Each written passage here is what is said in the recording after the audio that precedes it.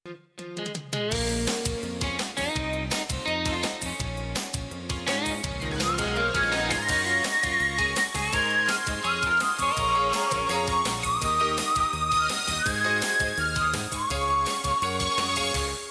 атнаның бірінші күніне рәхим ит тапшыруыбызны башлыйк.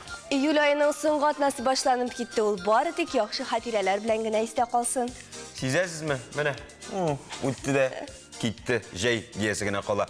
Ассаламу алейкум, хөрмәтләрбез. Манзара тапшыруының иҗат төркеме алып баручылары Луиза Закирова белән Алмаз Гәрәев чыгарылышны тагы да ямьлерәк һәм файдалырак итәргә тырышыр.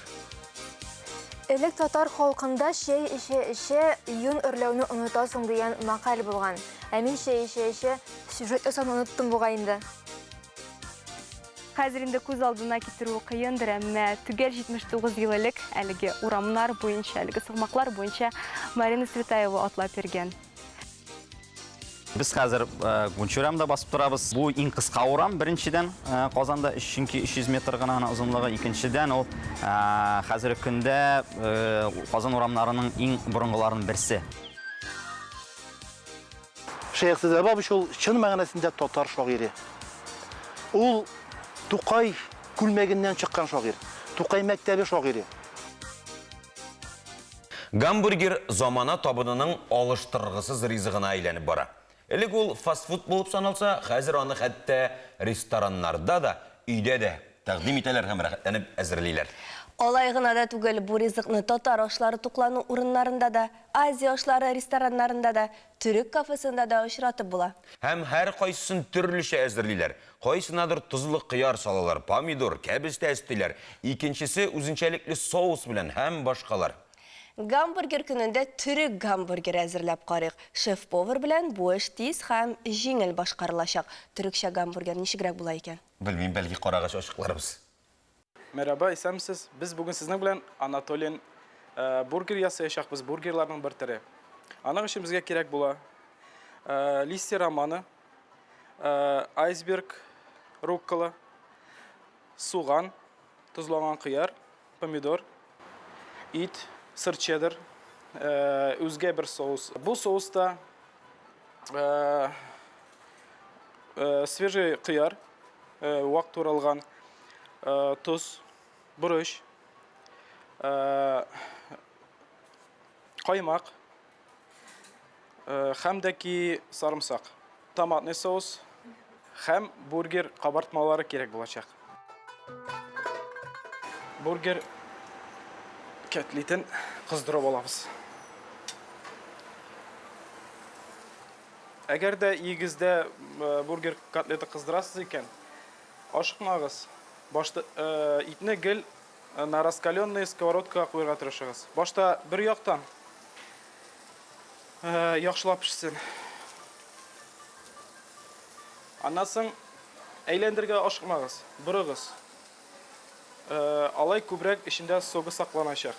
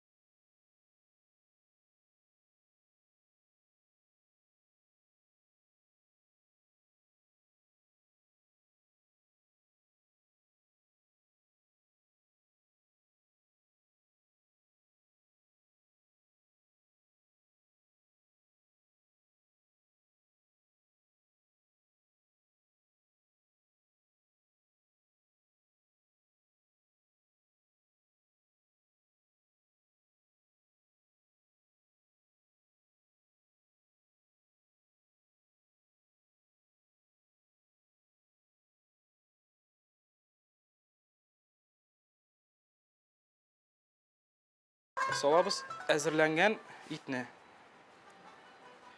Салдык. Һәм искелешенә салабыз гөмбә һәм дә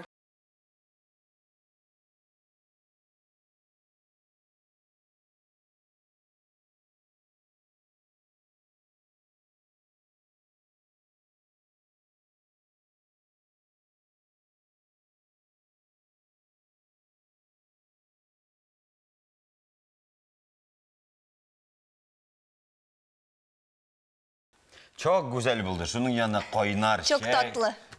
Koynar çok tatlı diye çay gibi kesilip bitti. Koynar şey de içsek. Koyağına barsak da Türkiye başka il bulsun mu?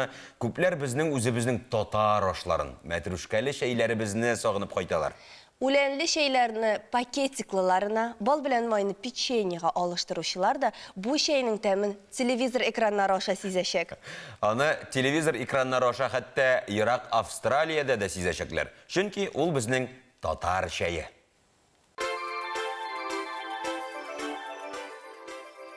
Бакча, җимеш агачлары, хуш исле кипкән үләннәр. Биредә һичшиксез ял итәргә тукталасы килә. Һәм әлбәттә тәмле чәй белән сыйланырга. Болгар чәйләве бу. Болгар музей тыюлыгының музейлар урамында урнашкан. Татар халкы элек-электән кунакчыл булган. Кунакларны чәй эчермичә җибәрмәгәннәр. Музей хезмәткәрләре сезне дә сыйлар. Алайна да түгел, төбәк халыкларының чәй эчү традицияләрен дә ачып бирер. Şeyini ülenlerden üzümüzde, üsken ülenlerden sarı metruşke, jir jilekleri bilen təqdim etəbiz. Hem şulayıq bütnükdə kullanabız.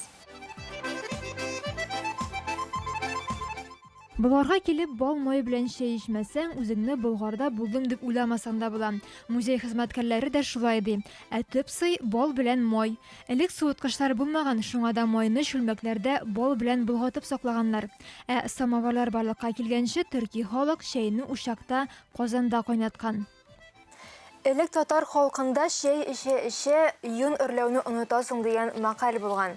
Ә мин чәй эчә сюжет ясауны оныттым буга инде. Рәхмәт сезгә, чәйләрегез бик тәмле булган.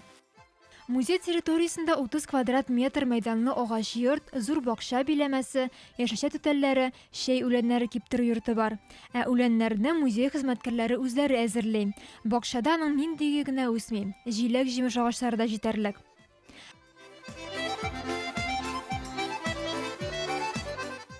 Ә менә бу йортта самоварлар коллекциясе урын алган. Биредә төрле чорларның 50ләп самовары тәкъдим ителгән. Алар 19 гасырның 2нче яртысыннан 20нче гасырның 70нче елларына кадәрге чорларга карый.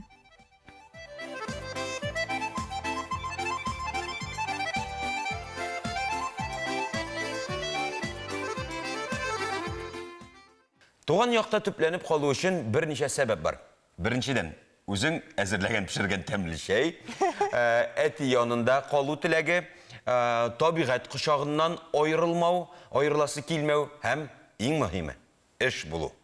Бұларның барысында уйлап, Арча районының Хәсән Шейх авылы егеті Нияз Закиров зур ығыз-ығылы шәһәр урынына туган авылын сайлый, һәм моңа бер тапкырда үкенгәне булмаган.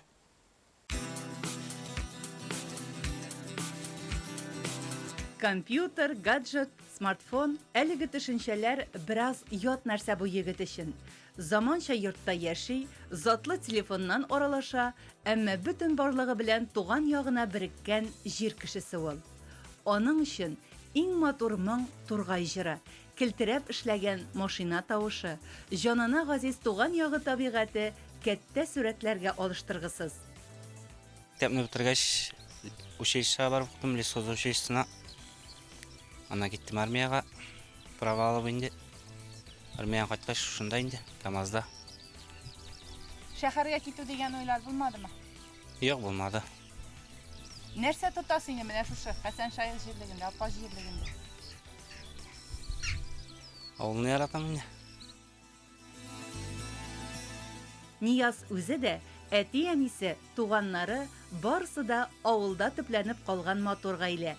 Нургаян ага балаларны тегеләй итегез, булай итегез дип артык үгетләмәдек. Иң яхшы тәрбия чарасы хезмәт. Ә хезмәтеңнең бәрәкәтле нәтиҗәләрен күреп үскән бала үзе үк синең юлыңны кабатлый. Бездә бу яктан Аллага шөкер, хуҗалык элек тә гөрләп эшләде, хәзер дә тәртип ди. Авылда калдырыр өчен бу безнең төпчек малай. Без иптәшем белән икәү генә. Өйләребез әйбәт, хайваннар бар.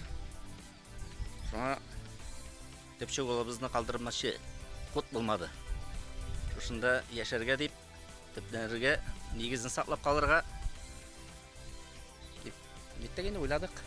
Балаларны укытып, Теге эшне күрсәтеп инде, шулай итеп иттек инде, үстердек. Аңлатып, һәрберсен безгә әти-әни карт әби бар иде, шуның диеннән киттек инде без юлларыннан дип әйтәм. Балалар безнең юлдан китте инде.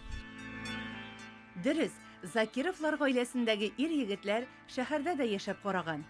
Эше булса да, тормышның яме башкача иде. Авыл инде. Үз ягыбыз бит дип фикерләре белән уртаклаштылар. Авыл бүген үзгәрде, бик нык үзгәрде, шәһәрдән дә теге бердә калышмыш дип әйтәм инде, бөтен уңайлыклары белән күзгә күренеп тора. Бик матур. Агрофермада нинди эштә эшлисез? Мин үзем төзелеш өлкәсен җитәкләп барам. Бик күп теге объектлар дип әйтәм инде, менә сыерлар торагы, шундый ларны эшлибез инде. Үсеш бар инде. Үсеш бар, эшлибез, тик тормыйбыз. Мин бу гаиләгә 8 ел килен булып килдем. 5 ел бергә яшәдек. Хәзерге вакытта аерым йорт җиткереп, аерым торабыз. Килен кайнана мәсьәләсендә барда яхшы, без тату яшибез. Ортак безнең серләребез дә. Кайнананың үзеннән сорыйк әле, Фәридә апа. Бик дус кызлар шикелле, бергә күңелле итеп яшәдек. Хәзер аерым төшеп киттеләр инде. Алар чыгып киткәч бик күңелсез булды инде башта. Хәзер ияләштек була инде. Гади, ихлас, һәр төрле вазгыятькә үз фикере булган матур гаилә. Субханалла. Тыйнаклык каннарына сеңгән күрәмсең. Ниязның алтын куллы егет атларга гашык икәнлегендә якыннарыннан сорашып белештек. Үзе артык күп сөйләргә яратмый. Камера каршысына баскач кына ясалмалылык белән аралашулары түгел бу. Аларның тормыш рәвеше. Эшендә бергәләп башкаралар, мәшәкатьләрен уртага салып хәл итәләр. Ә уллары авыл дип яшәгән гаиләнең өметле дәвамчылары. Өметләр өзелмәс дип ниятлик. Ир-егетнең йөрәгендә иярле ат ятыр диләрме әле?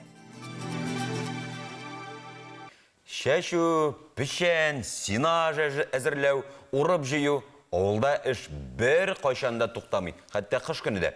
Берәүләр җир җимертеп эшләгән вакытта, икенчеләр артык энергия һәм калорияларны спорт залларында чыгара.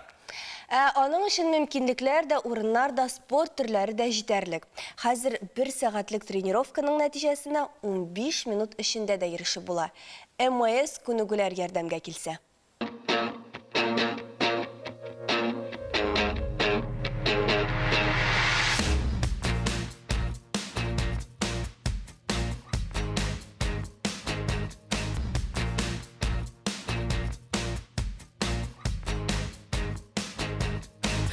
Социаль челтәрләрдә менә шундый чыбыкларга уралып фитнес күнегүләр ясаучыларны күргәнегез бардыр. Булар ни эшли инде дип куркып та калгансыздыр. Моннан 4-5 ел элек фитнес күнегүләрнең яңа төре барлыкка килде. Башкача аны МС күнегүләр дип атыйлар. Аның барлык үзенчәлекләре һәм организм өчен ул әйбәтме, зарарлымы икәнен миңа тренерым Айнур сөйләп китәр. Исәмсез, Айнур. МС-тренировки – это быстрый и эффективный способ добиться результатов в похудении. МС күнегүләр, ягъни электр көче ярдәмендә физик күнегүләр башкару, тиз һәм нәтиҗәле ябыгу усулы. Электр импульслары мускулларны һәм тире астының май күзәнәкләрен күбрәк кыскарырга мәҗбүр итә. Без көч сарыф итәбез. Тик барыбер дә ничектер кешеләр соклык белән карыйлар. Әлеге күнегүләргә, белмим, әллә шушы электр сүзе кергәнгәме соң, әллә инде менә шуны киемнәр кидереп куйгангамы? Мне кажется, что корень этого Бу курку хиссе электр сүзен ишеткәч башлана. Бу бит электр чыбыгына килеп ябышу түгел. Гомумән, электрны кеше организмы өчен табигый булмаган әйбер кебек кабул итәләр. Ә бит безнең мускулларыбыз баш миеннән килә торган нәкъ электр көчен хәтерләткән импульслар ярдәмендә хәрәкәткә килә. Арка мие нейроннары аша ул организмга тарала һәм мускуллар кыскара. Электроимпульслар кеше организмындагы импульсларга бик охшаган. Иң беренче чиратта МС күнегүләр вакыт кадерен белүчеләр өчен уйлап чыгарылган. Төшке аш вакытындамы, өйгә кайткандамы, үзең белән спорт костюмы йөртмичә 25 минут эчендә 2 сәгать шөгыльләнгән кебек буласың. Биредә һәр кешегә эчке кием бирелә. Аның тышыннан махсус костюм кидертелә. МС күнегүләр белән шөгыльләнүчеләргә махсус диета тотарга кирәкми. Шунысын искәртеп әйтик. Әлеге төр фитнес бөтен кешегә дә туры килә. Тренер бары сезгә яраклы махсус программа төзи. Менә җәй көне спорт белән шөгыльләнер өчен, хәтта спортзалга да барып тору кирәк түгел. Һава торышы әйбәт, шәһәр бакчасына чыгасың да, битте китте вәссәлам. Казанның Дәрвишләр бистәсендәге паркка без йөгерер өчен түгел, бары тик хозурланыр өчен чыгарбыз.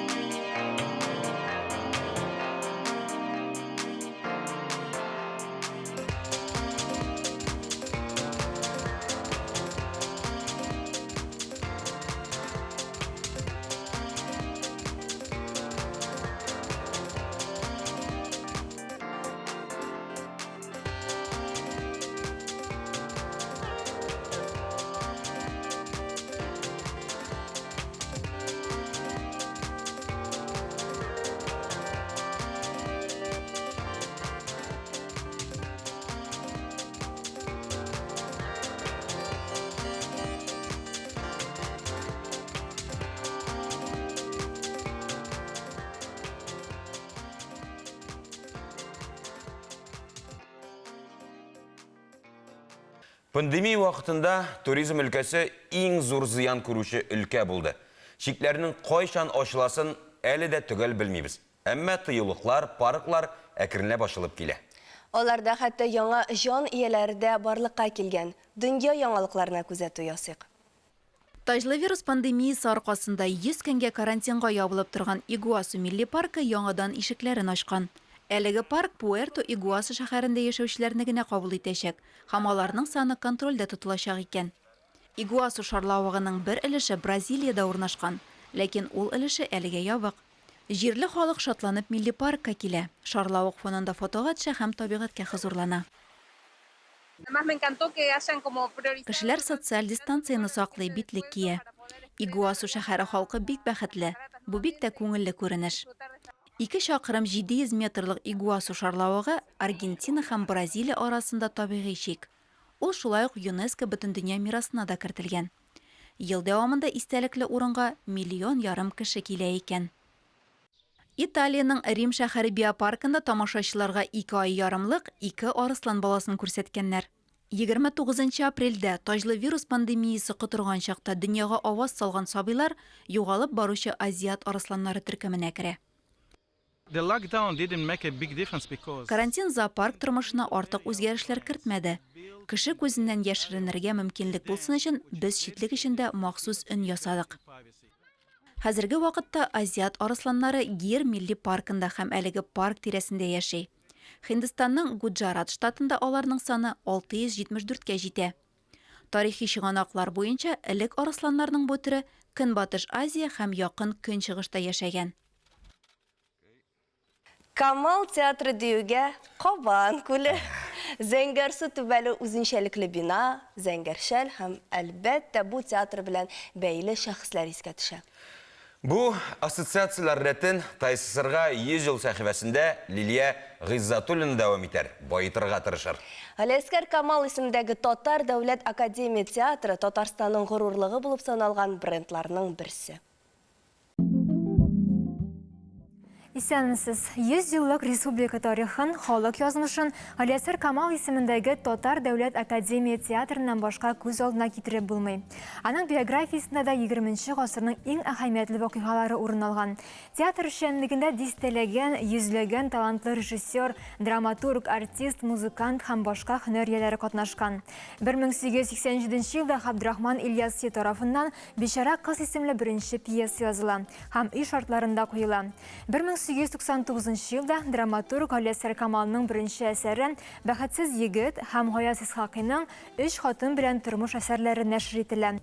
Бу елларда яшьләр катнашында спектакль тамашалар уйнала башлый. 1905 елга беренче революциядән соң милли матбугатка юл ачыла. Әдәби музыкаль кичәләр ешрак куела. Халкыбыз яшәгән күп кенә төбәкләрдә, Уфада, Оренбургта, Әстерхан, Уральск шәһәрләрендә мәдәният үсеше алга китә. Ә Казанның укымышлы, зыялы яшьләре шимбә саен Шәрек клубына җыела. 1907 елда талантлы музыкант һәм җырчы Ильяс Кудашев-Ашказарский тарафыннан оештырылган төркем Островскийның «Галимлек» һәм «Наданлык» спектаклен куя. Шул ук елны алар Идел буйлап беренче гастрольга чыга. Бу профессионал татар труппасының яши башлавы була. Соңрак труппага беренче татар артисткасы булып танылачак Сахибҗамал Гыйззатуллина Волжская һәм артист-режиссер Габдулла Кариев та кушыла. Труппага Сәйяр исемен Габдулла Тукай куша. 1922 елдан әлеге труппа нигезендә Дәүләт театры төзелә. Аның җитәкчесе итеп Габдулла Кариевның шәкерте Кәрим Тинчурин билгеләнә. 1926 елдан театр академиясенә лайык була. 1939 елдан театрга Галиәсгар Камал исеме бирелә. 1950 елда театрга Рәфкат Бикшәнтәев, Гәүһәр Камалова, Шахсанам Әсфәндиярова, Дәллүс Ильясов, Асия Хайруллина кебек талантлы артистлар килеп кушыла. Югары театр уку йортларында белем алган Ринат Таҗетдинов, Равил Шәрәфиев, Нәҗибә Ихсанова, Әсхар Шакиров, Наил Дунаев, Гөлсем Исангулова һәм башка сәләтле артистлар татар театрын яңа баскычка күтәрә. 1966 елда театрның баш режиссеры итеп Марсель Сәлимҗанов билгеләнә. 1966 елдан алып 2002 елга кадәрге чор тарихка нәкъ менә Сәлимҗанов эпохасы булып кереп кала. Режиссер иҗатташ драматург дуслары Туфан Миңнуллин, Аяз Гыйләҗев, Хайвахид, Зөлфәт Хаким белән тыгыз элемтәдә эшли. Нәтиҗәдә Әлдермештән Әлмәндәр, Моңлы бер җыр, Әни килде, Өч аршын җир кебек мәңге онытылмаслык сәхнә әсәрләре куела.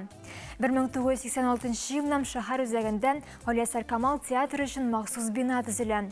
2002 елдан Марсель Сәлимҗановның эшен шәкерте Фәрит Бикшәнтәев дәвам итә. 1985 елдан 2012 елга кадәр театрны Шамил Зиннур улы Закиров җитәкли.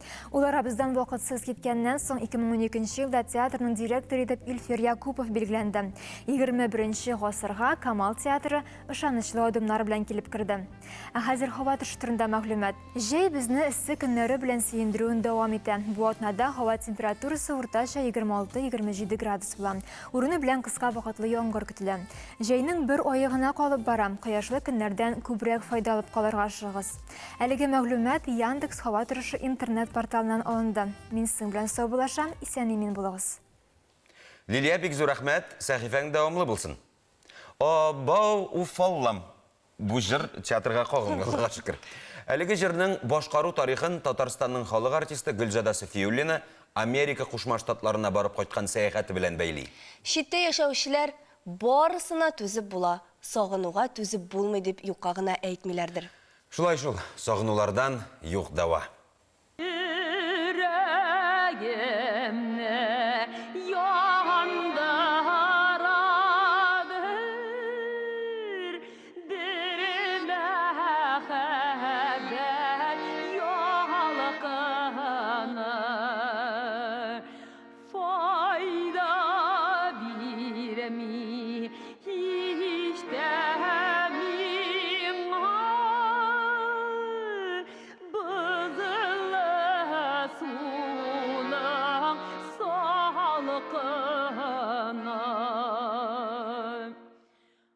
Мен 1996 елда Америкада яшәгән татарларыбыз моннан Татарстаннан җырчылар чакырып инде зур концертлар оештырырга теләделәр шундый. Шуннан соң ул вакытта алар әле теге магнитофон тасмасы аркылы гына аларга ниндидер язмалар барып җитә иде. Хәзер генә бит ул нитергә була интернет аша. Ул вакытта юк. Шуңа күрә берничә җырчыны аларга тәкъдим иткәннәр инде безнекеләр һәм менә урысча әйтсәм выбор миңа һәм Рафаиловый Ильясов, аннан соң баянчы Рөстәм Валиев, мәрхүм урын җәннәттә булсын. Менә шулай итеп без 3 кеше бардык һәм анда башта зур залда ясадылар концерт, тулы зал белән бөтен төрле штат, башка штатлардан да чакырып. Аннан соң Нью-Йоркта тоже зур залда шундый концерт бирдек. Аннан соң инде бер ай без анда булдык. Көн сайын бер атна берәүдә яшибез, бер атна берәүдә яшибез, гаиләләрдә яшибез. Шулай итеп, һәм көн сайын җыелабыз бер йортка. Бүген берәүдә, бүген Кореядан кайткан, бүген Япониядән кайтканнар да, бүген Кытайдан кайтканнар да, бүген Төркиядән кайтканнар. Алар бит төрле җирләрдән кайтканнар. Һәм иң мөһиме шул ул сентябрь айы булса кирәк. Бакчада утырабыз, аннары өйгә керәбез, шундый бакчада урын күп, һәм шунда җырлашабыз, шунда концерт бирәбез, алар җырлыйлар, без җырлыйбыз. Зәңгәр сатын күлмәгендә тузар димәгән идем, яшь гомерем читилләрдә юзар димәгән идем. Андан соң бер вакытны мен әйтәм, үзегез генә җырлый торган нинди җырыгыз бар. Шуннан булар ирләрнең тавышлары, теге бас баритон, шундый түбән тавышлы, шундый мощный, настоящий мужской тавышлар җырлап җибәрмәсеннәрме? Йөрәгемне яндырадыр. Йөрәгемне яндырадыр. Bir мәхәббәт ялкынын. Шулай башлыйлар, аннары аба уфалла дигәндә чирелдәп хатын-кызлар кушыла. Уфалла, йөргән җирләрем кайда, йөргән җирем туган илем, төштә күрсәм дә файда. Йөргән җирем туган илем, төштә күрсәм дә файда. Башта җырлаганда кушылмыйлар ирләргә. Аба уфалла дигәндә башай кушыл. Менә шушы җырны алып кайттым, аннарсын яны язырдым радиога. Ай янында якты йылдыз, ул İstanbul şiirində bәхетле ата баласы яши туган илендә. Казанга кунакка кайтып килү Финляндиядә яшәүче милләттәшебез Рамил Биләев өчендә зур шатлык. Сөйнеш өстенә сөйнеш булып, аның яңа китабы дөнья күргән. Шул вакыйга белән уртаклашыр өчен ул хезмәттәшебез Лейсан Хуснуллина белән очрашып, әңгәмә кырды. Милләттәшләребез дөньяның кайсы гына почмагында яшәмәсен, кемнәр белән генә аралашмасын, мәркәзебез Казанга бик яратып һәм сагынып кайталар. Казанга килүбез һәр бер мәртәбә шундый шатлык безнең өчен, чөнки монда үз милләтебез арасында милли булабызга, ки милләтебезнең шундый бер үзәгенә килү һәр вакытта күңелле. Бигрәк тә мин Казан шәһәренең уртасын яратамын. Баубун урамнары, Мәрҗәне урамы, менә Камал театрының тарафлары, менә Кабан күленең кырыйлары, алар минем өчен шундый бик күңелле урыннар, тарихи урыннар. Бу урында безнең тарихыбыз кайнаган, монда безнең күренекле шәхесләребез булган. Шунларга күрә монда килеп йөргән вакытыбызда шушы тарихка чумган шикелле, шушы безнең тарихи шәхесләребез белән аралашкан шикелле була. Әйтәм бит, менә бу урыннарны бик рәхәтләнеп йөреп, шунда ләззәтләнеп утырамын. Финляндиядә яшәүче милләттәшебез, фәлсәфә фәннәре докторы, Финляндия ислам җәмгыяте имамы Рамил Биләев та быел башкалабызга кунакка кайтты. Татарда кунакка буш кул белән килмиләр. Рамил әфәнде дә милләттәшләребезгә үзенең яңа китабын алып кайткан. Бу китапта әйткәнемчә, без бары тик тарих кына түгел, әлбәттә тарихның да зур өлеше бар. Финляндиягә татарлар ничегә килеп урынлашканнар, алар инди шәһәрләрдә урынлашканнар, кайда яши башлаганнар, нәрсә эшләгәннәр, инди кибетләре булган, шушы иҗтимагый оешмаларны барлыкка китерүләре, аннардан соң ул оешмаларны үстерүләре, шулай ук ватанны яклап сугыштарга катнашулар, аннардан соң сугышлардан соң шулай ук җәмгыятьне үстерү мәсьәләләр кергән. Ләкин төп мәсьәлә булып, әлбәттә анда ничегерәк алар фин җирендә үзләрен саклап кала алганнар, ничегерәк алар финнар арасында эреп китмәгәннәр, әле үстергәннәр үзләренең телләрен дә, мәдәниятен дә һәм әлбәттә динне дә, мәчетләр төзгәннәр. Һәм шушы тәҗрибәнең бер моделен чыгару күз янына тотылды. Әлеге китап чит илләрдә яшәүче милләттәшләребезгә ярдәмче кебек. Биредә чит илдә ничек милләтне, динне саклап калырга, бердәм тату булып яшәргә кирәклеге һәм башка сорауларга җавап табып була. Үрнәк буларак, менә шушы Финляндиядә яшәгән татарлар кулланган инструментларны, ничегерәк оешмаларны барлыкка китерергә, бердәм булырга дигән нәрсәләрне күз янына тотып, аларга да шундый бер модель чыгару күз янына тотылды. Финляндия татарларының тарихы бик бай. Түбән Новгород якларыннан беренче татарлар моннан 150 ел элек килеп урнашкан. Кече ватаннары белән элемтәләре киселгән вакытта татарлар үз асылын югалтмыйча, татарлыкны, динне саклап калырга, милләтләрне үстерергә тырышканнар. Әлеге китапта шулай ук фоторәсемнәр дә күп. Татар телен саклауга зур көч куябыз. Без дигәндә Финляндия татарлары турында әйтәм мин әле. Чөнки гаиләләр инесер түгел, бүгенге секендә катнаш гаиләләрдә була башлады. Ләкин катнаш гаиләләре булуына карамастан, алар да үзләренең балаларын ике телдә үстерәләр. Татар һәм фин, татар һәм швед, татар һәм башка телләрдә шушы ике телдә үстерәләр. Ләкин татар теле саклау шулай ук дәвам ителә. Чөнки татар теленең белүен Финляндиядә яшәгән татарлар бер байлык дип күрәләр, бер шундый рухи мирас дип күрәләр аны. Шуннан күрә ул бик кирәкле эш дип санала.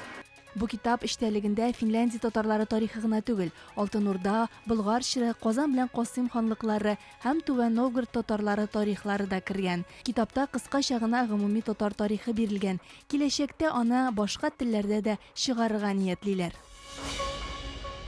Дөнья тирәли тәгәрәвебезне, сәяхәтебезне дәвам итик. Америка, Финляндиядә булып кайттык, хәтта хәзер Австралиядан килеп ирешкән сәламне дә җиткерми кала алмыйбыз. Ул анда яшәүче милләттәшебез Финзиядән. Финзия Аделаида шәһәренә күчеп киткәннән бирле безнең социаль челтәрләрдә кызыклы видеолары һәм Австралия тормышы турында язган язмалар белән сөендерә. Олай гына да түгел, татар халык ашлары аның Инстаграмында саллы урын алып тора. Тәүлекнең хәерле вакыты дуслар. Ассаламу алейкум ва рахматуллаһи бәрәкәтү. Читтә яшәүче милләттәшләребез, Татарстанда яшәүче кадерлеләребез, туганнарыбыз, якыннарыбыз. Сезне мин Финзия Австралиядан сәламлыйм. Һәм бүген мин сезгә бик яратып үзем әзерли торган сметаник яки каймак пирогының рецептын тәкъдим итәм. Әйдәгез, бергәләп пешерәбез. Салабыз 100 грамм җылымса сөт.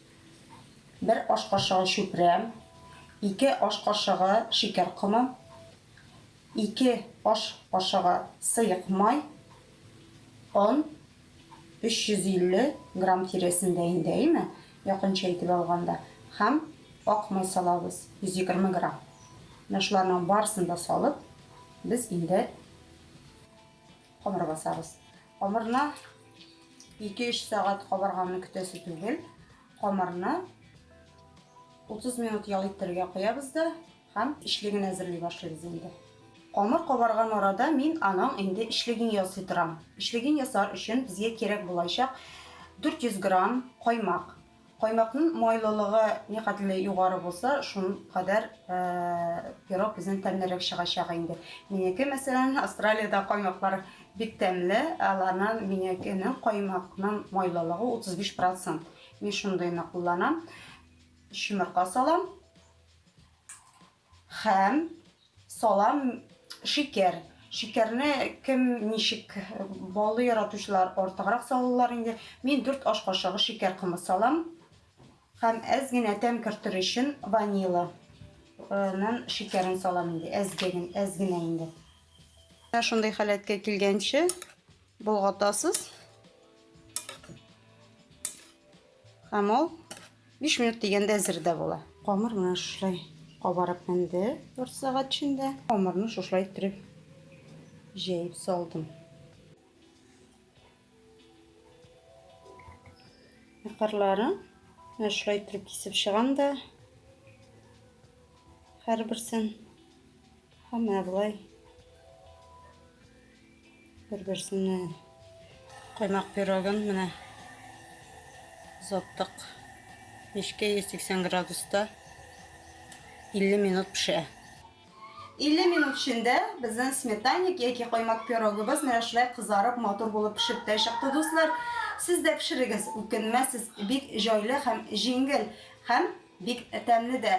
Табынларыгыз мол булсын, шәйләрегез тәмле булсын. Киләсе очрашуларга кадәр сәламәт булыгыз, үзегезне саклагыз дуслар.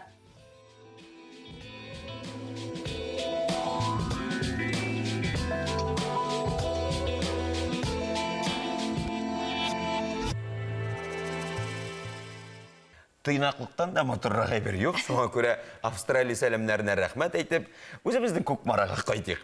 Хәзер чит илдә яшәүчеләрнең күбесе кайчандыр Татарстанның авылларыннан чыккан кешеләр. Иманым Камил Кукмараның югары Козаклар авылынан да чит ел җирләргә бәхет эзләп китүчеләр булгандыр. Авылның тарихына күз салыйк. Бәлки, бу мәгълүматта булыр анда. Югары Казаклар авылына 1640 еллар тирәсендә Бәйрәм хуҗа нәмишниге салы. Халыкта аны Бәйрәш хәлфә бабай дип тә зурлап атап йөрткәннәр. Шушы тирәдә ислам динен таратуда һәм дини белем бирүдә ул беренче мәгърифәтче була. Аның кабере авыл зиратында кадерләп саклана. Югары Казаклар гына түгел, тирә-як авылларда яшәүче мөселманнар өчен дә изге урын.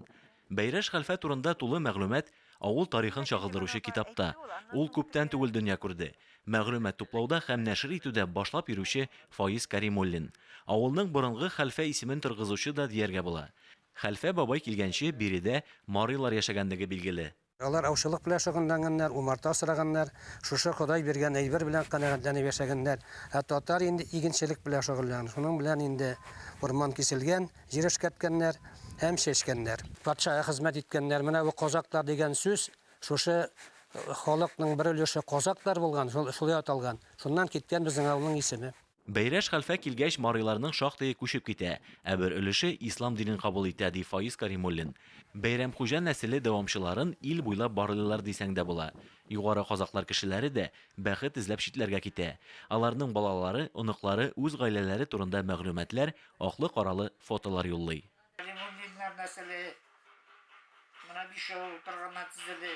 Тәлгать абый Каримуллин колхозда 42 ел механизатор булып эшләп лаеклы ялга чыккан. Авылда яңа йортлар салынуына куана. Үз нигезе дә гөрләп тора. Яннарында улы калган. Төп йортта яшибез. Яшибез инде улым Тахир киленем Мәдинә белән. Бер улым Җанилдә тора. Мәре ике оныгым бар менә монда. Авылда пока эш бар, эшләргә бөтен мөмкинлекләр бар. Техника бар. Үзебезнең трактор бар. Машина бар. Шулай бит кызым. Оныгы Мәликә бу көз 1нче класска бара. Элек югары Казакларда башлангыч мәктәптә булган. Хәзер авылда 40лап йорт бар. Мәчет эшли. Бәйрәш хәлфә нигез салган авылда изге йорт булырга тиеште. Сугышта башларын салган якташларын да дугадан үзмиләр. Аларга багышлап мемориал булдырырга да ниятләре бар. Авыл халкы китап чыкканга куана. Тарихлары барланган һәм инде балалар белеп үсәчәк. Югарыдан ерак түгел, Түбән Казаклар авылы да бар. Кайбер язмаларда ул кече хәлфә авылы дип тә искә алына. Бәйрәш хәлфәнең нәсел шәҗәрәсе дә табылып, китапта урын алган. Театр артистлары өчен яллар тамам. Алар шатлана эшкә чыкты.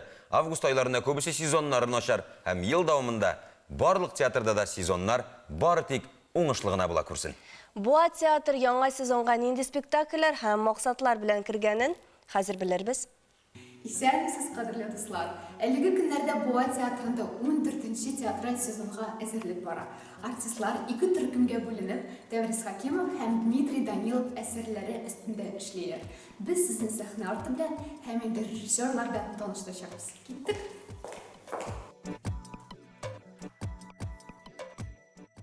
Но однажды ему приснился дивный сон. В радужном свете появились порхающие бабочки. Я приехал из республики Хакасия специально сюда, в Буинск, чтобы поставить спектакль.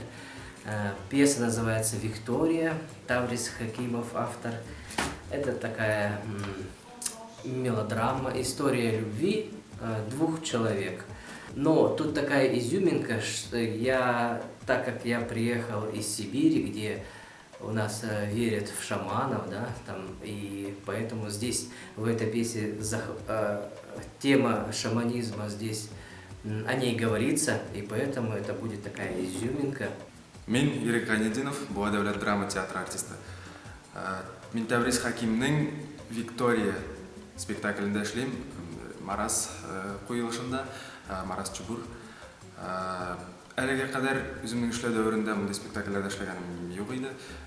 Бик кызыклы.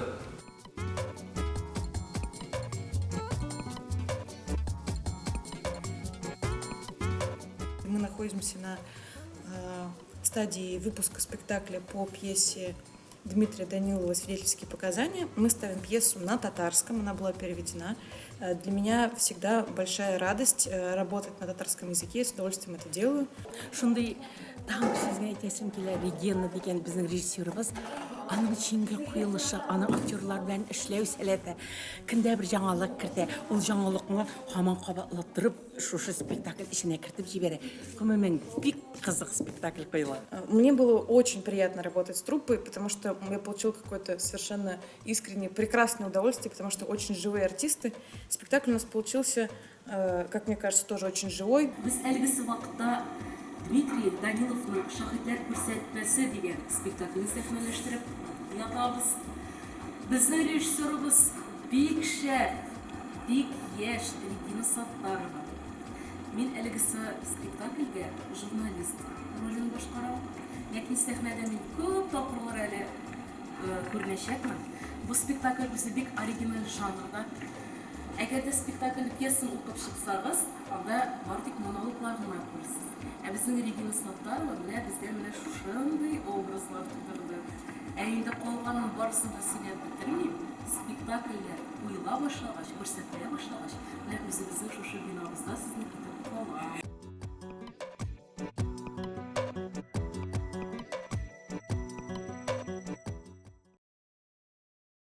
Бүгінгі тапшыруда республикадан читтә яшәүче милләттәшләребездән килеп ирешкән сәламнәр күп булды. Моның белән генә шикләнергә җыенмыйбыз. Чираттагыларын Дәрия сәхифәсе алып баручысы Ләйсән Хоснуллина җиткерер. Исәнмесез, мөхтәрәм тамашачыларыбыз, республикабызда һәм чит төбәкләрдә яшәүче кадерле милләттәшләребез. Иң беренче хәбәребезне Оренбургта яшәүче милләттәшләребездән алдык. Бу көннәрдә генә биредә ел укучысы 2020 бәйгесе булып узды. Җиңүче дип Светлана Кәримова танылды. Абдуллина районының Николькина мәктәбенең 9-нчы сыйныф укучысы төрле бәйгеләрдә катнашып, җиңүләр яулый. Хәер, кызның гаиләсендә дә талантлы шәхесләр шактый. Илдәге вазгыятьне исәптә тотып, хәбәрчеләребез татар кызы һәм аның гаиләсе белән видео элемтә аша аралашты. Светлана Каримова Оренбург өлкәсенең 26 район шәһәр мәктәпләрендә бәйгедә катнашучы 55 укучының берсе. Ел укучысы 2020 бәйгесенең төбәк этабында аңа призер булырга төрле конкурслардагы җиңүләр уңыш китерә. Ел ярым буена җыелган җиңүләрем, укуымдагы нәтиҗәләрем шушы җиңүнең төп өлеше булды. 2019-20 елны үз зур уңышка ирештем. Беренчесе ел укучысы 2020 булса, икенчесе Казанда татар теле һәм әдәбияттан олимпиадада призер булып кайтуым. Өченчесе этнографик бәйгедә Оренбург өлкәсе буенча 2нче урынга лаек булдым. Светлана башлангыч белемне туган авылы Абдрахман мәктәбендә ала. Ләкин 2015 елда Абдуллина районының Иштатар авылында мәктәпләр ябыла. Шул исәптән Абдрахманда төп белем йорты да. Сәбәбе балалар саны җитмәү. Үз өстенә эшләп өйрәнгән укучыларның нәтиҗәләре дә бөтенләй башка. Безнең мәктәп программасына татар теле һәм әдәбият дәресләре бөтенләй кертелмәгән. Шуңа карамастан 2 сәгатьлек түгәрәктә без алар белән төрле чараларга әзерләнәбез, олимпиадаларга әзерләнәбез һәм район һәм өлкә күләмендә уздырылган төрле бәйгеләрдә зур уңышларга ирешәбез. Светлананың әбисе Бибин Айля Хайретдин кызы да 30 ел Абдрахман мәктәбендә татар теле һәм әдәбиятын укыткан. Авыл менә гел татарлардан гына тора. Мәктәпне бетергә тиеш түгелләр иде. Светлананың опасы Линара Казан федераль университетының психология һәм мәгариф институтының 5-нче курс студенты. Булачак һөнәре башлангыч сыйныфлар һәм инглиз теле укытучысы. Әле дә исемдә кичен әбиемнең бүлмәсенә кереп, җыйнаулашып, аның данлыклы татар язучыларының гыйбрәтле язмышлары хакында һәм аларның берсеннән-берсе матур һәм эчтәлекле әсәрләрен тыңларга бик тә ярата идек. Сеңлемә карап, мин бик тә горурланам, мин бик тә сөенәм. Рус мәктәбендә укуына карамастан, татар телен бик тә яратып өйдә укый. Төрле чараларда, төрле олимпиадаларда катнашам. Киләчәктә дә шулай булсын иде. Картаямыни соң йөрәк, маңгайлар сырланса да. Популяр татар җырында яңгыраган әлеге сорауга Башкортстанның Бүздәк районында яшәүче 79 яшьлек Газим Нурисламов һичшиксез юк дип җавап бирә ала. Бүгенге көндә өлкән яшьтәге милләттәшебез актив рәвештә акробатика белән шөгыльләнә. 50 елдан артык үзе ясаган махсус спорт корылмасында үзенчәлекле физик күнегүләр ясый ул. Йөзү буенча спорт ярышларында медальләр яуларга, авылдашлары өчен җырлы-моңлы концертлар оештырырга да өлгерә. Хәбәрчебез Миләүшә Латыйпова Газим Нурисламов артыннан калышмаска тырышып, хәлдән таеп кайтты. Элек-электән Бүздәк районы Шия бакчалары белән дан тоткан. Әлеге бакчада Шия уңышы мулдан булырга шаган. Чөнки биредә һәр көн сайын спорт энергиясе ташып тора.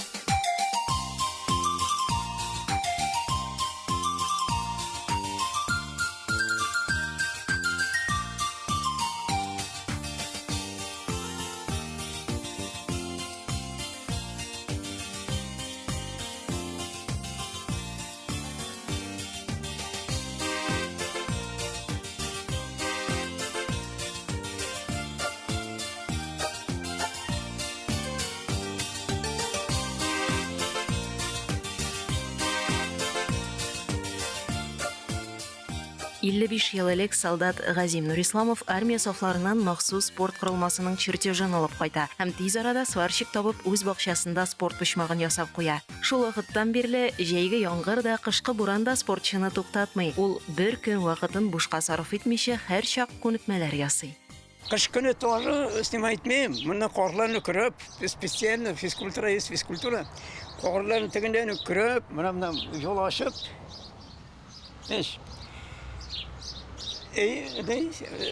Devam eden заниматься итәргә.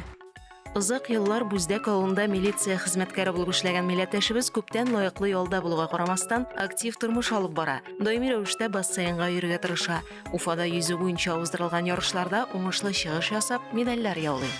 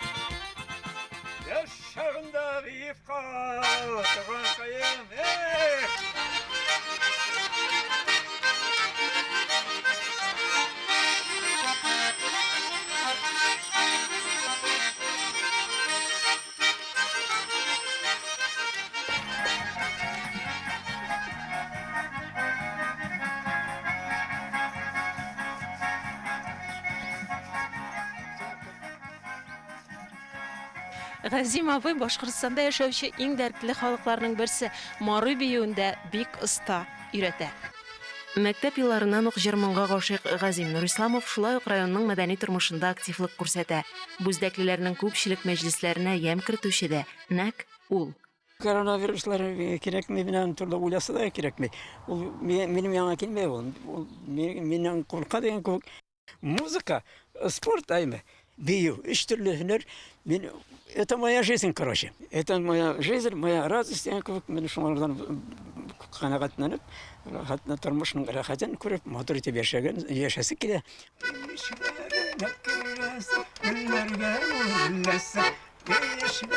Борай районында туып үскән милләттәшебез ел сайын туган ягына кайтып балалар өчен акробатик чыгышлар ясый. Картлар көнендә якташларына концерт тамашалары оештыра.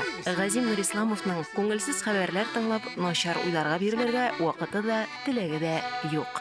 Мөхтәрәм тамашачыларыбыз, бүгенге җиткерәсе мәгълүматларым менә шулар иде. Көнегез уңышлыгына үтсен. Исән сау булыгыз. Ләйсән бик зур рәхмәт, исән сау бул. Яңа атна нинди вакыйгалар белән башланып китәр? Бу сорауга һәр вакыттагыча хәбәрләр чыгарылышы җавап бирер. Яңалыклар белән танышкач кабат манзарада күрешик.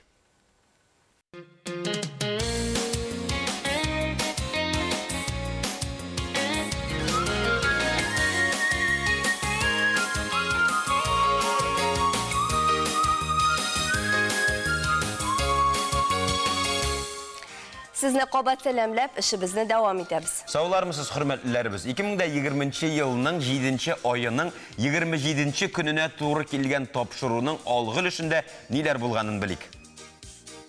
Элек татар халкында шәй эше юн өрләүне онытасың дигән макал булган. Ә мин шәй эше сюжет ясауны оныттым бугайында. Хәзер инде күз алдына китерү кыендыр, әмма түгел 79 ел элек әлеге урамнар буенча, әлеге сыгмаклар буенча Марина Светаева атлап йөргән. Biz хәзер Гунчурамда басып торабыз. Бу иң кыска урам, беренчедән Казанда 300 метр гына озынлыгы, икенчедән ул хәзерге көндә Казан урамнарының иң борынгыларының берсе. Шейх Сәзәбаб шул чын мәгънәсендә татар шагыйре. Ул Тукай күлмәгеннән чыккан шагыйр. Тукай мәктәбе шагыйре. Җәйнең матурлыгын күзәтү өчен быел ерак барасы булмады. Үзебезнең табигатькә якынайдык. Үзебезнең илдә ичмасам барысы да аңлашыла. Токмашы да тәмле, табигаты да матур, Идел карлыгачлары гына ни тора.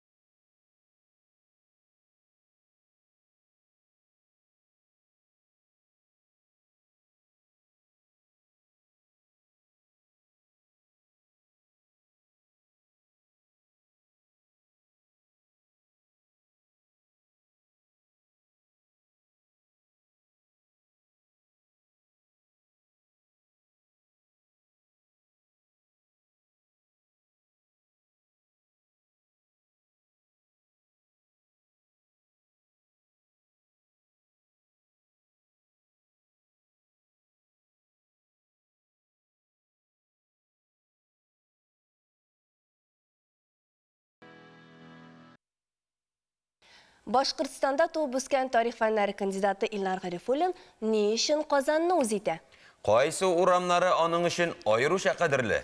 Ни өчен Казанга кайтып төпләнергә була? Бу һәм башка сорауларга Казаным сәхифәсе герое үзе җавап бирер.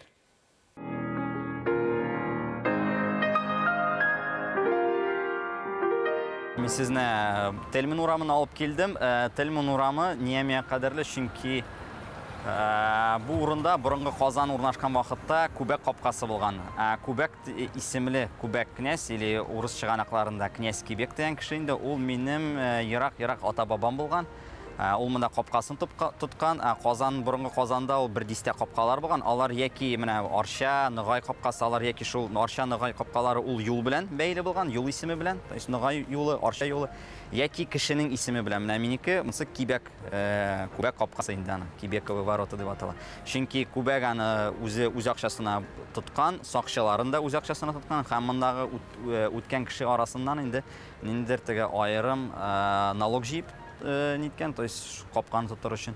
Шуңа күрә аның исемле бу капкасы да булган. Күбәк инде ул как раз Казанны 1552 елны саклаган вакытта инде ул теге Казанны саклаучыларның оештыручыларның берсе дип әйтәйек. Ул как раз менә урыс летописларында да аның исеме сакланган. Минем ата-бабаларым ул Күбәк менә Петрящ районында урнашкан Күбәк авылын төзегән һәм шул Күбәк авылыннан 17 ғасырда минем ата-бабаларым Башкортстан якларына күчкәннәр. Аларның как раз шул риваятлары менә бу кеше белән бәйле. Яңадан әйләнеп кайттым, теге кем кайдан юлын башлый, шул юлга яңадан кайтырга тиеш диләр. Шуңа күрә мин дә кайттым.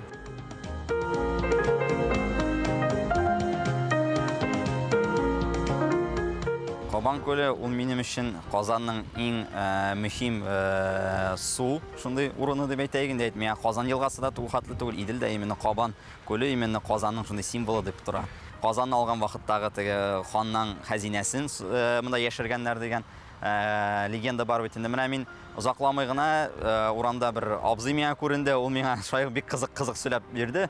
Менә минем ата-бабалар ул ничәдер гасыр бу элегрәк ул хәзинәне яшергәннәр, ул монда яшерелмәгән Кабанда, ул теге дөрес информация түгел, но мин сиңа әйтмәйин диде. Менә шунысы гына кызык исемдә калды.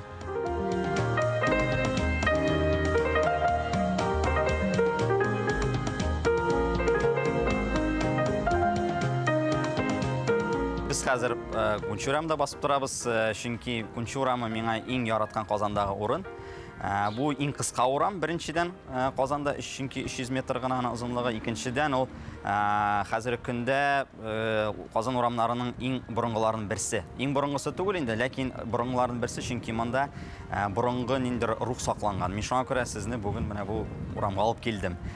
Күнче урамы ни дип атала, чөнки элекке вакытта иске татар бистәсе монда заманнарында да әйтәйин, 200 ел элегрәк монда күнчеләр эшләгән. То есть теге тир белән шөгыльләнүче осталар. Шуңа күрә Күнче урамы дип атала. Күнче урамы янында инде Апанай мәчете урнашкан. Анда Апанай мәчете безгә билгеле татарларга не, чөнки анда мәрҗәни хезмәт иткән беренче мәчет ул.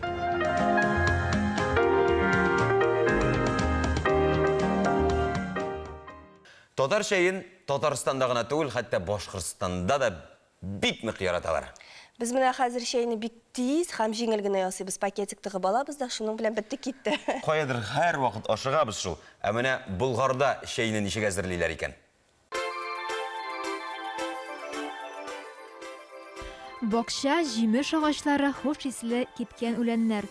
Биредә һичшиксез ял итәргә тукталасыз килә. Һәм әлбәттә тәмле чәй белән сыйланырга.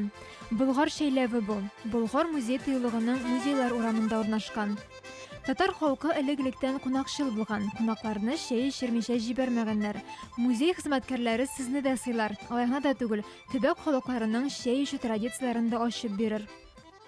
Чәйне үләннәрдән үзебездә үскән үләннәрдән сары мәтрүшкә, җир җиләкләре белән тәкъдим итәбез һәм шулай ук битник тә кулланабыз. Болгарга килеп бал май белән чәй эчмәсәң, үзеңне Болгарда булдым дип уйламасаң да була. Музей хезмәткәрләре дә шулай ди. Төп сый бал белән май. Элек суыткычлар булмаган, шуңа да майны шүлмәкләрдә бал белән болгатып саклаганнар.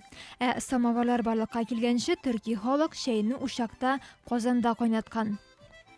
Элек татар халкында чәй эчә юн өрләүне онытасың дигән макал булган. Мин чәй эчә сюжет ясауны оныттым буга инде. Рәхмәт сезгә, чәйләрегез бик тәмле булган.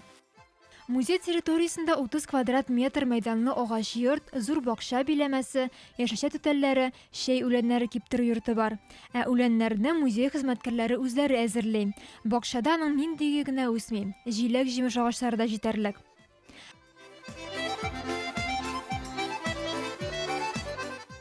Менә бу йортта самоварлар коллекциясе урын алган. Биредә төрле чорларның 50ләп самовары тәкъдим ителгән. Алар 19 гасырның 2нче яртысыннан 20нче гасырның 70нче елларына кадәрге чорларга карый.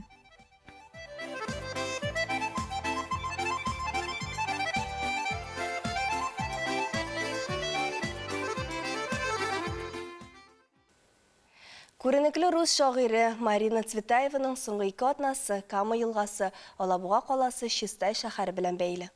Кызганыч, шагыйрьнең яралы, күңелле, аянышлы язмышы бик иртә өзелә. Ул 1941 елның хәвефле җәйенең соңгы көнендә, 31 августта фаҗигале рәвештә тормыштан китеп бара. Аның тормыш һәм иҗат юлы шигырьләренә язылган романслар күңелдә якты эз калдырган. Аның истәлекләре әдәби музейда сакланып килә. Кама елгасының иң биек ярында орнашкан Алабуга шәһәре Светаева исеме белән дә бәйле. Биредә шагыйрә ни бары 10 көн яшәп кала. Шуңа карамастан бүгенге көнгә кадәр кала әлеге танылган шәхеснең хәтерен саклый. Алабуга шәһәрендә булырга туры килсә, Казан урамы буенча аска таба төшегез. Анда Марина Ивановнага багышланган тарихи комплекс урын алган. Аңа әдәби музей, хәтер йорты, шагыйрьнең бюсты һәм кер юу йорты керә. Бүген без сезне Марина Светаева исемендәге әдәби музей белән таныштырабыз. Бу тарихи бинаны шагыйрьнең иҗатын яратучылар махсус сатып ала. 90-нчы елдан алып йорт музей функциясын үти. Шунысы кызык, Марина Ивановна бу йорт бусагасыннан аяк басмаган, ширкәүгә барганда күреп калган булса гына. Биредә ул архитектурага артык игътибар итмәгән дип сөйлиләр, әмма җирле халыкның гортензия чәчәкләренә мәхәббәтен беренче көнне үк сизеп алган. Әдәби музей шагыйрьнең туган көненнән алып Алабуга каласына эвакуацияләнгән көненә кадәрле вакыйгаларны сүрәтли. Биредә Марина Ивановнаның һәм гаиләсенең шәхси әйберләре, фотографияләре тәкъдим ителә. Цветаева родилась 26 сентября по старому стилю 1892 года в Москве. Марина Светаева иске стиль буенча 1892 елның 26 сентябрендә Мәскәүдә дөньяга килә. Аның әтисе Иван Владимирович Европага танылган филолог, сәнгать белгече була. Ул Мәскәүдәге Нәфис сәнгать музеена нигез сала. Әнисе Мария Мейн танылган пианист, кызының музыка юнәлеше буенча китүен тели. Әлеге нота дәфтәрләре шуңа бер дәлил. Әмма Марина әдәбиятны сайлый, 6 яшеннән рус, немец, француз телләрендә шигырьләр яза башлый. 18 яшендә беренче шигырь җыентыгы дөнья күрә. Булачак ирен Марина Ивановна Кырымда очрата. Яр буенда матур ташлар җыйганда аңа бер егет ярдәмгә килә. Әгәр дә ул миңа сирдәлек табып бирсә, ике дә уйламый аңа кияүгә чыгачакмын дип үзенә сүз бирә. Барда уйлаганча килеп чыга. 1912 елда Марина Светаева белән Сергей Эфрон никахларын рәсмиләштерә. Аннан соң катлаулы тормыш башлана. Яшь гаиләгә бер балаларын югалтырга, ике зур сугышның шаһиты булырга туры килә. Әйин катлаулысы мөгаен мөхаҗирлектә яшәгән елларыдыр. Башта Берлин, соңыннан Чехия, Франция. 1937 елда Марина Ивановнаның кызы Ариадна Советлар Союзына кайта. Аны француз телендә чыга торган газетага эшкә чакыралар. Аның артыннан башкалар да кайта. Тормыш җайланган кебек тоела, әмма 2 айдан Ариадна ел ярымнан Сергей Эфрон шпионажда гаепләнеп кулга алына. Марина 14 яшьлек улы Георгий белән генә кала. Якыннарын азат итү өчен көрәшә. Здесь можно сказать о письме Лаврентию Берия. Лаврентий Берияга язган хатында тормыш иптәше Сергей Эфронны намуслы, саф күңелле, ватанпәрвәр кеше дип атый, азат итүләрен сорый. Әмма нәтиҗәсез. 1941 елның октябрендә аны һәм башка халык дошманнарын җәзага тарталар. Атылучылар исемлегендә Эфрон фамилиясе беренче була. Марина Ивановнаның язмышы тагын да аянычрак. Август айында шагыйрәне улы белән бергә Совет Татарстанына эвакуациялиләр. Теплоход Казан, Чистай шәһәрләрендә тукталыш ясый. Шагыйрә үзен бирдә калдыруларын сорый барып чыкмый. Аларны Алабуга шәһәренең Пыкрау урамындагы Бродильщиковлар йортына кертәләр. Среди самых интересных экспонатов нашего музея – мемориальные предметы семьи Марины Цветаевой, предметы, к которым прикасались ее руки. Анастасия Бродильщикова истәлекләре буенча шагыйрә үзе белән бик күп фарфор савыт-саба алып килә. Алар арасында менә шушы тәлинкә дә була. Әмма бу чәй кашыкларын Марина Ивановна сатмакчы да булган дип сөйлиләр. Әмма сугыш вакытында көмеш кашык сатып алырлык хәлле кеше табылмый.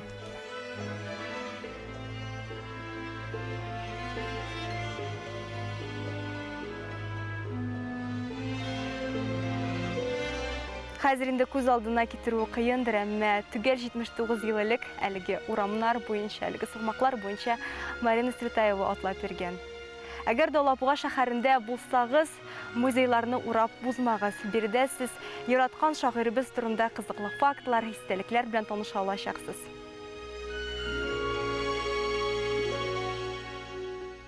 Авыл тормышы, хезмәт кешеләрен без киләсе видеозмада да күрә алачакбыз. 100 еллык тарихны сыйдырган күргәзмәдә чыннан да авылдан башлап мәдәният, сәнәгатькә кадәр иҗат җимешләрен күреп була.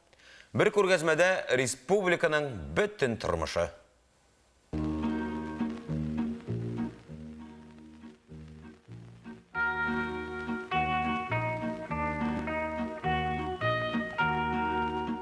ТССРның 100 еллыгы музейлар берләшмәсе өчен дә истәлекле дата. Республиканың үткәнен тарих китаплары гына түгел, рәсем сәнгате дә сөйли ала. Авыл тормышы, хезмәт кешеләре, сугыш, нефть, сәнәгать эшчәнлеге, республиканың 100 еллык тарихын сыйдырган иҗатының кайберләренә күзәтү ясыйк.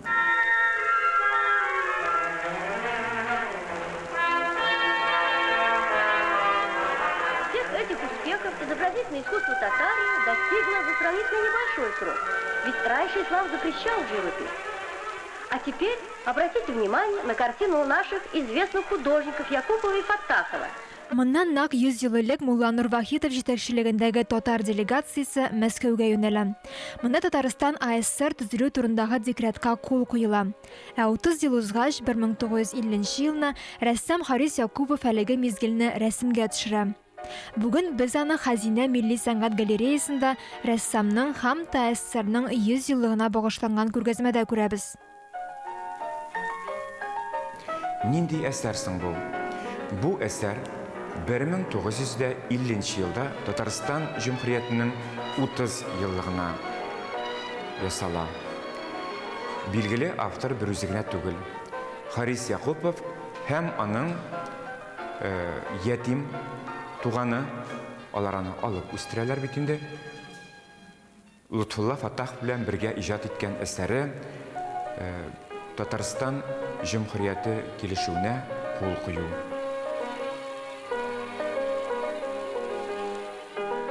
Гомумән татар тарихының бер генә вакыйгасы да аның иҗатында чагылмыйча калмаган кебек. 40-50 елларда жанрлы, темалы картиналар күп ясала. Үзәктә хезмәт кешесе, күбесенчә нефтьчеләр һәм сугыштан соңгы авыллар. Татарстан рәссамнар берлеге менә шушындый карарга килә. Берничә төркемне районнарга, эре калаларга җибәрәләр. КамАЗ төзелеше, шулай ук Каралтын шәһәре, Әлмәт яклары, Лениногорск. 20-нче йөзлекнең беренче чирегендә Бакый Урманчы, Шакир Мөхәммәтҗанов, Фаих Тахиров кебек сәләтле рәссамнарның иҗаты популяр була.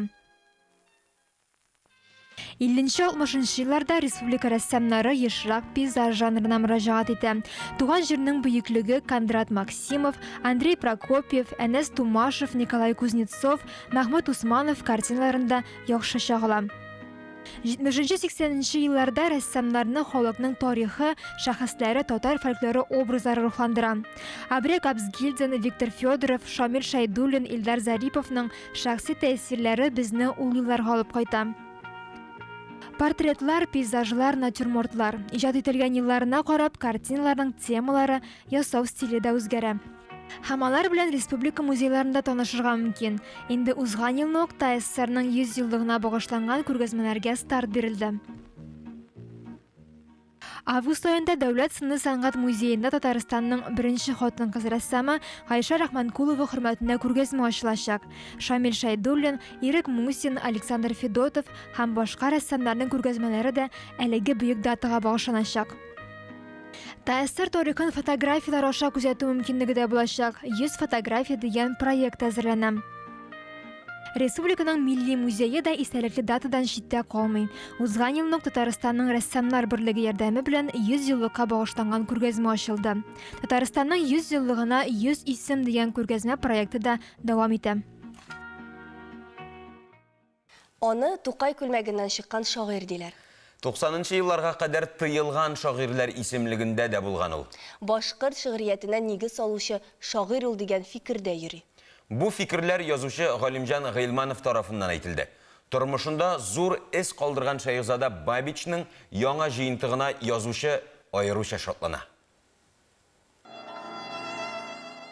Гомер Шәйхзада Бабичның иҗатында да, тормышында, язмышында да бер әйбер бар. Көлү, ихлас көлү һәм күз яшы. Аны Галимҗан Ибраһимовның турында әйтә. Шәйхзада Бабич үзенең иҗатында, үзенең әсәрләрендә күз яшы үтәли көлә ди. Аның мәшһүр көлдерүче дигән, атаклы юмор остасы дигән исемнәре, статуслары була. Шул вакытта ул шундый драматик Язучы драматик характерлы шундай, драматик сюжетларга, менә Газатил поэмасы, Кандала балладысы.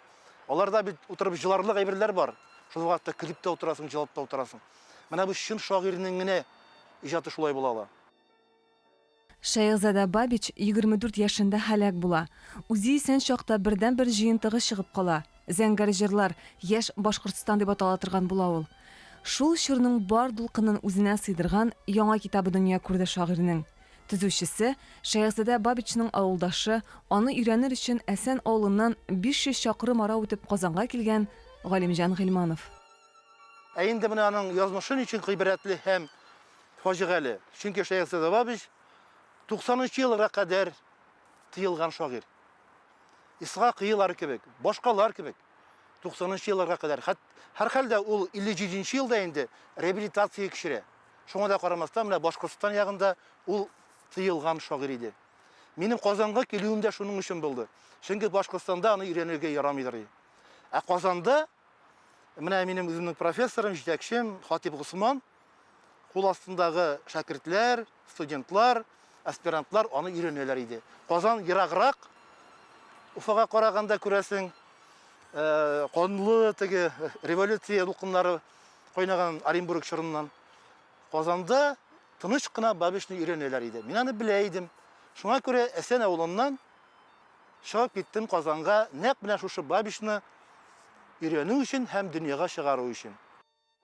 Шигырьләрен укыганчы иң элек шагыйрьнең исеме, фамилиясе кызыксындырган иде шәхсән мине. Бигрәк матур, үзенчәлекле бит. Тарихы да тирәндә икән. Шәйхзада Бабичның нәселе бик көчле нәсел. Ул атаклы Бәпиш мырзаларга барып тоташа. Бәпиш мырза. Ул Иван Грозный вакытларында ук шаулаган нәсел. Һәм минем менә үземнең тикшерүләр буенча шушы Иван Грозныйга татарлар өчен ниндидер бер ташламалар сорап барган 4 мырзаның да берсе Бәпиш була. Татар башкорт кына түгел, аны казаклар да үз шагыйре итеп таный. Казак далаларында балалар укытып йөргән. Казакча беренче кулъязма журналының редакторы да Шәйхзада Бабич булган икән. Ул Тукай күлмәгеннән чыккан шагыйрь. Тукай мәктәбе шагыйре. Тукай, Мәҗит Гафури, Сәгыйть Рәмиевләр белән бер чорда әдәбиятка килеп, шушы татар поэзиясын, татар шигъриятын барлыкка китергән кеше. Яңа дәвр шигъриятын барлыкка китергән шагыйрь. Шул вакытта ул башкортларның да күренекле шәхесе, шагыйре. Чөнки ул башкорт әдәбиятына, башкорт шигъриятына бигрәк тә нигез салган кеше. Дөресен әйткәндә, башкорт телендә беренче шигырьләрне язып караган кеше.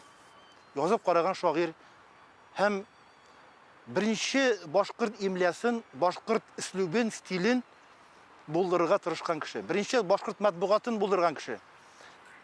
Ә инде 18 елда, дөресрәк 18 елның 20 мартында Башкорт автономия республикасы дигән шундый бер республика, автономияле республика игълан ителгәч, ул аның беренче матбугат җитәкчесе.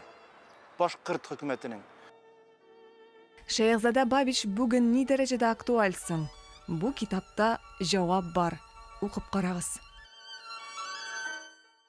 COVID-19 йөрәк авырулары белән интегүчеләргә ничек тәэсир итә? Бу хакта табиб-кардиолог Ленар Кашапов белән әңгәмә кырырга булдык. Ленар, исәнмесез? Таҗлы вирус йөрәк авырулары белән интегүчеләргә ничек тәэсир итә? Коронавирус инфекция белән авырганда организмда төрле матдәләр барлыкка килә. Мәсәлән, канда фактор воспаления булырга мөмкин. Мондый матдәләр алар бөтен хроник йөрәк авыруларына осложнениягә бирә. Беренчедән ул гипертония, аннары ишемическая болезнь сердца, хроническая сердечная недостаточность һәм аритмия барлыкка килә ала. Ковидтан терелеп чыкканнан соң, менә хроник авырулары булучылар табибка мөрәҗәгать итәргә тиешме, ниндидер өстәмә анализлар бирергә тиешме? Коронавирус белән чирләгәннән соң, йөрәк тибүе еш булса, гипертония булса, аритмия барлыкка килсә, одышка дигән симптом барлыкка килсә, менә бу вакытта бу симптомнар белән мин кардиологка мөрәҗәгать итәргә кеңеш итәм. Әлеге авыру тагын нинди хроник ширләрне кузгатырга мөмкин? Коронавирус инфекциясы йөрәк авыруларына осложнение бирергә мөмкин. Бәлки үзе яңа йөрәк авыруларны барлыкка китерми. Аңлашылды, кыска һәм рәхмәт. төгәл җавапларыгыз өчен рәхмәт, исән сау булыгыз. Эшегездә уңышлар телибез. Чыннан да 2020 елны беркем дә онытмаячак дип өстисе кала бу урында. Табибның киңәшләренә колак салып, без рекламага тукталабыз. Күптән түгел бөтен дөньяда дельфиннар һәм китлар көне булып узды. Календарда бу дата 1986 елда барлыкка килә. Дөньяда кит һәм дельфиннарның азаюы, аларны ит өчен аулауга гына бәйле түгел, бу диңгез хайваннарының дельфинариум, океанариум, циркларга озатылганнары да бихисап. Русиядә кит, дельфин һәм тюленнарның берничә дистә төрө теркәлгән. Аларның да күпләре югалу шигендә. Шуңа күрә Россия Федерациясе һәм Халыкара табигатьне саклау берлеге тарафыннан кызыл китапка кертелгән. Жир планетасында тереклек итүчеләрнең иң зурысы кит. Зәңгәр китның озынлыгы 30 метрдан артырга мөмкин, ә авырлыгы 200 тоннадан. Зәңгәр китның телегенә дә 4 тонналы, ә йөрәге 800 килограмм чамасы. Китларның тавышлары бик көчле. Алар су астында үзләренә кирәкне тавыш буенча табалар һәм табышалар. Аларның бас тавышы йөзләгән километрга кадәр сизелергә мөмкин. Ак китларны диңгез кенәреләре дип йөртәләр. Алар мелодиягә хас авазлар чыгара, гүя җырлыйлар. Бөкре китларның һәр популяциясе эчендә үзгә җырлар. Әгәр очрашсалар, ул җырлар бер-берсенә күчәдә икән. Китлар да, китсыманнар отрядына керүче дельфиннар да җылы канлы. Алар улдык чәчми, балаларын үзләре тудыра, сөт белән тукландыралар.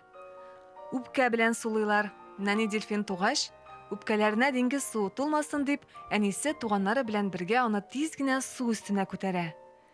Һәр яңа туган дельфинга үз исеме бирелә. Аларның бер-берсенә дәшкәндә сызгырулары яңгырашының төрлелеге фәнни расланган. Китлар да, дельфиннарның да борын урынына махсус сулагычлары бар. Һава йоталар да суга чумалар. Аларның су астында озак тора алуы үпкәләре кергән һаваның 80-90% эшкәртә алуы белән бәйле. Кешенеке, мәсәлән, 15-17% кына эшкәртә. Шуңа кешегә ешрак сулыш алырга туры килә. Дельфиннар лексиконында 14 меңләп чамасы сигнал санаганнар. Һәр кайсы үз интонациясе белән әле. Дельфиннар туган тумачасы белән бергә яши. Берәрсе авырып китсә, хәлсезләнсә, аны һава сулатырга су өслегенә бергәләшеп күтәрәләр. Үзләренекенә генә түгел, кешеләргә ярдәмнәре турында да билгеле. Мәсәлән, Яңа Зеландиядә 2004 елда 4 кешегә ага-акула һөҗүм иткәч, Афалин дельфиннары 40 минут буе ул кешеләрне ерткычтан саклаганнар.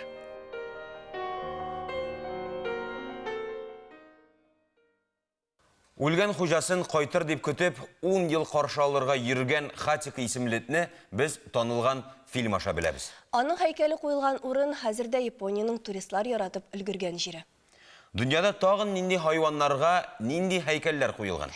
Иң мөһиме, һәр берсенең күңелгә үтеп керүче үз тарихы бар. Аларга багышлап әсәрләр язалар, фильмнар төшерәләр һәм хәтта һәйкәлләр дә куялар. Хайваннар арасында да тарихка кирип калырлык батырлыклар кылган, яисә нинди дә булса үзенчәлекле сыйфатлары белән җәлеп иткән җан ияләре бар. Төрле илләрдә аларга багышлап куелган һәйкәлләргә күз салыйк. Испаниянең Барселона шәһәрендә куелган Пси һәйкәле.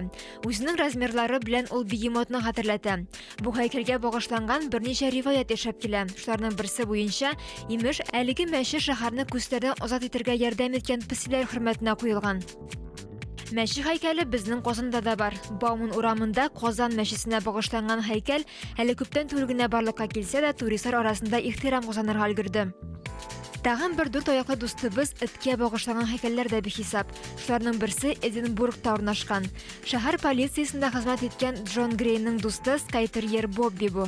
Хуҗасы үлгәннән соң тугры Бобби аның Грейфрай зиратында каберендә 14 ел яши. Ә Чиләбедә дөягә атап куелган һәйкәл бар. 4 капчык аскан бу дөянең монда урнашу юкка түгел. Кайчандыр бу җирләрдә ефәк юлы узган. Дөя әлеге өлкәнең гербында да урын алган. Үрдәкләргә юл бирегез. Америка Кушма Штатының Бостон шәһәрендә әнә шундый композицияне күргә була. Монда популяр балалар китабындагы үрдәкләр сурәтләнгән. Авторы Роберт Маклоскиның сюжеты буенча үрдәк гаиләсе бик озак үзенә яшәргә урын эзли. Нәтиҗәдә Бостон паркында оялыйлар. Мондый скульптура 1991 елда Мәскәүдә дә барлыкка килә. Моңа охшаш композицияне Казанның Шәрык күл паркында да очратырга була. Тик монда үрдәкләргә бер малай ярдәмгә килә.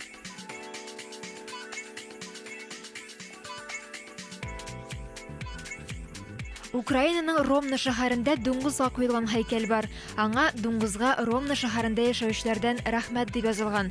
Монгол татар яулары вакытында монголлар дуңгыз ите ашамаганлыктан аларга тимиләр. Нәтиҗәдә әлеге хайван монда яшәүчеләрне ач үлемнән коткара. Бөек Британияның Лондон шәһәрендә сугышлар вакытында җәфа чиккән хайваннар җәнлекләргә багышланган үзенчәлекле һәйкәл бар. Монда филләрне, атлар, дөяләр, күгәрченнәр, аюлар һәм этләрне күрергә була. Һәйкәлдә аларның сайлау мөмкинлеге юк иде дип язылган. Мондый җан ияләре турында сөйләгәндә Казанның Клара Цеткин урамында урнашкан Петрушка турында да әйтеп узмыйча мөмкин түгел. Ул беренче трамвайларны йөртүче атларга багышланган. Гөлләр елмайган, кырлар нурланган, бөтен җир күге нурга чорналган. Тапшырны бүген искә алган Шәйхзада Бабич шигыре белән тамамлыйсы килә. Дөнья матур, дөнья киң, аны күрә белергә генә кирәк. Өстәвенә әйтүе җиңел, ә күрүе күпкә авыррак шул. Ләкин ул авырлыкны без җиңеләйтеп яшик. Аның матурлыгын көн сайын сезгә дә күрсәтергә тырышабыз. Иртәгә кадәр сау булашып торабыз. Сезнең белән 2 сәгать дәвамында Манзара тапшыруның иҗат төркеме алып баручылары матурлыкны күрә белүче Луиза Закирова белән Алмаз Гәрәев иде. Киләсе очрашларга кадәр сау булыгыз, хөрмәтлеләрбез. Исән-имин йөрегез. Гөлләр елмаянчы була. Булайрак. Гөлләр.